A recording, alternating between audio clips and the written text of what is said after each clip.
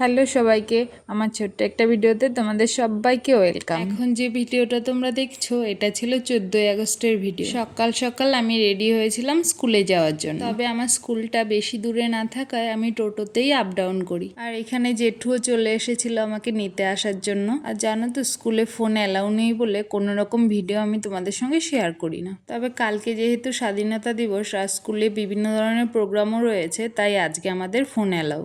কালকের প্রোগ্রামটার জন্য বিভিন্ন ধরনের নাচ, গান, কবিতা আবৃত্তি এগুলো প্র্যাকটিস করা হচ্ছিল। তাই আমি ভাবলাম স্কুলের কিছু সুন্দর মুহূর্ত আমি তোমাদের সঙ্গে আজকে শেয়ার করি।